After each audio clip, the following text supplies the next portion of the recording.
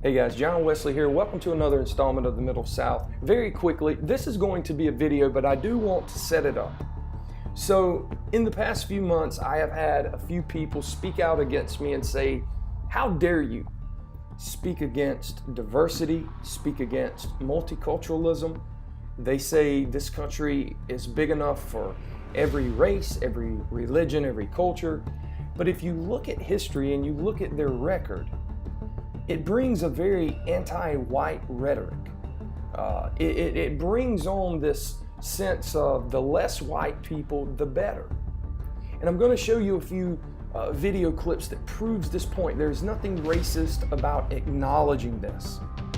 And we are being displaced in our own country. And when someone in particularly from the left says, we are a diverse workplace, we have a diverse university, they are essentially referring to less white people. Also in the running for DNC chairman, and I wonder what you think. You're a Keith Ellison person, having said, are you not? Are you not? No, I have not thrown my. I know my former boss has thrown his weight. Okay, well then actually this Keith is Ellison, okay. This is even even better. better. My weight behind then you're an even better person to ask this question of me. If you think of people in our country like Denzel Washington, Morgan Freeman, Colin Powell, Ben Carson, people who have brought something to the table, very influential people. This individual, Simone Sanders, is talentless. She is a prime example of affirmative action. She has been moved up the ladder without any talent. She brings nothing to the table. You can even see the employees of CNN, they pet her. They are very nice to her. For God's sakes, let's not upset Simone Sanders. And you're going to see here what diversity means to Miss Sanders. Harrison, and their line is that Keith Ellison, who is more to the left of these other guys, that he, since he's a sitting congressman, since it appears he wouldn't leave that position behind, W. Wasserman Schultz had worn the two hats. And I think it's a little bit of both. I definitely think it is difficult when you have a chair that is a sitting member of Congress or has any kind of other job, because that's two sets of staff.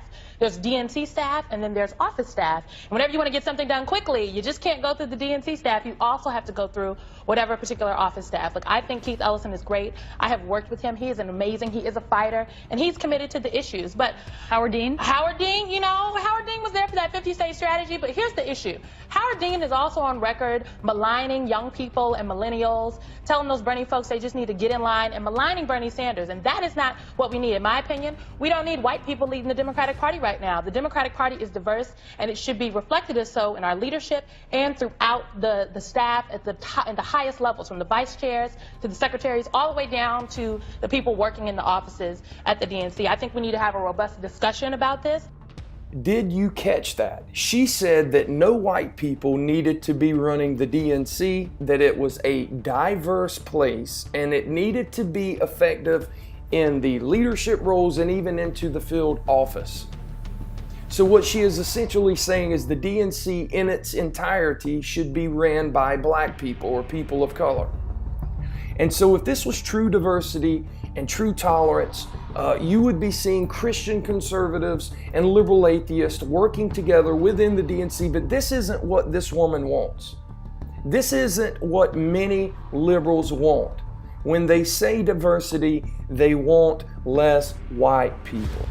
This next clip doesn't belong to me, but I could not resist. I actually wasn't going to show Simone Sanders anymore, even though there's plenty of content on YouTube showing her racism. But this next clip, do you remember when the individuals kidnapped the mentally challenged white kid who was, they said was a Trump supporter? They just kidnapped some random white guy, held a knife to his neck, said F white people, F Donald Trump. And here is CNN, Simone Sanders, and the White House, Obama's White House, saying that it wasn't a hate crime, it wasn't evil, that it was simply from bad home training. I don't think it's evil. That ain't your blood, bro.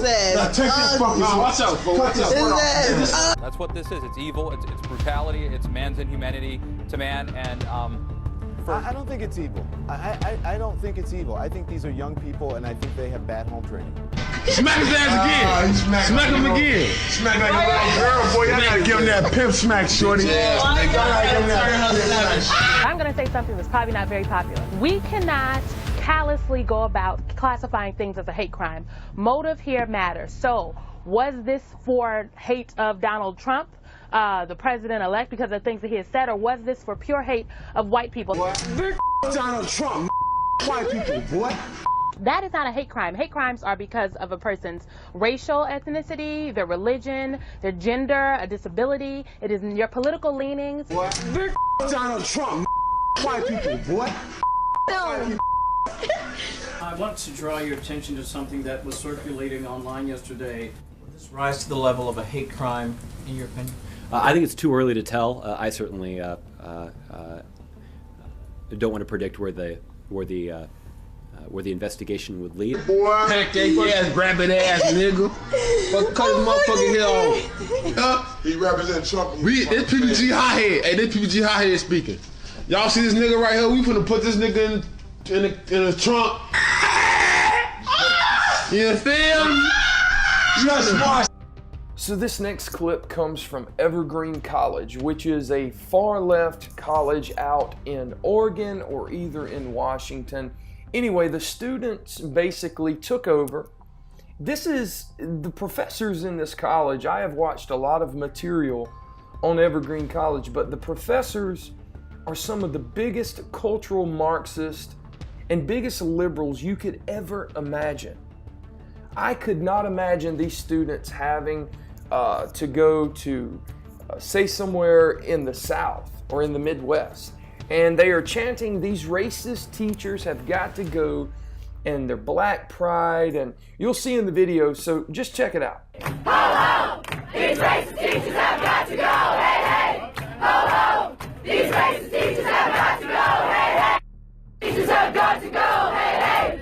Ho, ho! These racist teachers have got to go, hey, hey! Ho, ho! These racist teachers have got to go. Or do it. Put your hand down. That's my problem, George. You keep doing these. What about our protection right now? Fuck you and fuck the police! I would suggest that you take under heavily consideration. Good for you. Like, come on. You're not. No. You're not oppressed. Okay, sis. I was there the night and I read that email and everything that was pretty much. So I think I'm going to make this part one of a series because it exists everywhere. The content is all over YouTube. The code words, diversity, multiculturalism. Diversity means being diverse with every culture, every race. Tolerance is tolerating every culture, every race. But record shows these people do not tolerate white people. And for the white regressives, the white apologists that are embedded in these liberal enclaves, they are put to the back burner and they are told every day that even though they are supporting the cause, they are still inherently racist. Liberals in America are some of the most racist people you will ever meet. They want white Americans to disappear. Even the white liberals have been indoctrinated and have bought into this method. They want us gone.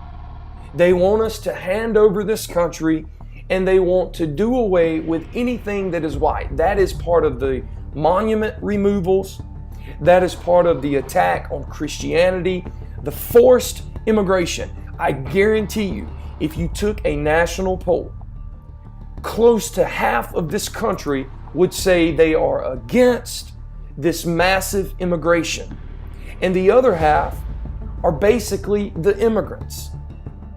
So guys, I hope you've enjoyed this. There will be a part 2. If you haven't yet, get over to Twitter, get over to Periscope, follow me, John Wesley at the Middle South. We do daily Periscope live streams. We are continuously tweeting out, sharing information. I also have a blog page on medium.com, and that is John Wesley at the Middle South. I am continuously, every day, uploading new articles. Check that out. I appreciate you guys' support. We are having We will be having more to come. Big things are coming for this channel. Big things are coming for the Middle South. I announced on Periscope a few days ago, we have funding. We finally have someone who is going to back us and allow us to upgrade on equipment and upgrade on certain things, and we're going to push forward. Anyway, guys, appreciate it. And as always, let's make America great again.